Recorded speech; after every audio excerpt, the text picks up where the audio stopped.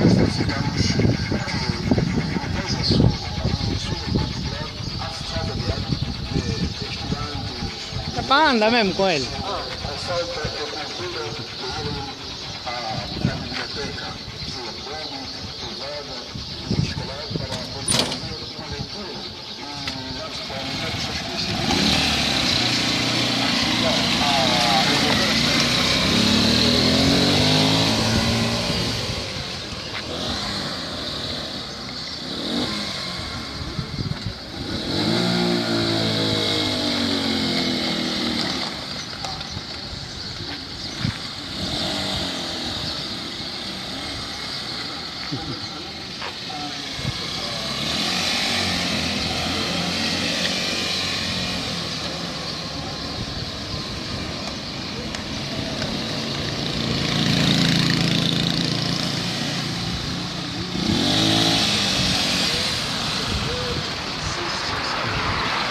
Explica lá, isso aqui é chassi de quê?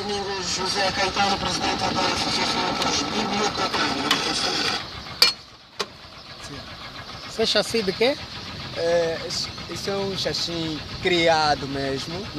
Foi precisamente comprar os tubos na loja. E aí foi criado um chassi normalmente, que a medida dependia da diferencial de avô veio.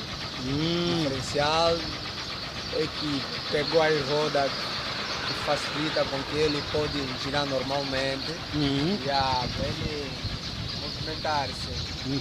Mais ou menos ali. E quem construiu a carcaça? Quem construiu é mesmo eu. Minha pessoa me construiu isso. Mesmo assim ele ainda está em obra. Falta tipo as cadeiras, pintar. E se não está pintado, só foi queimado. Logo quando está pintado, então vai ser bom trabalho, vai ser boa coisa.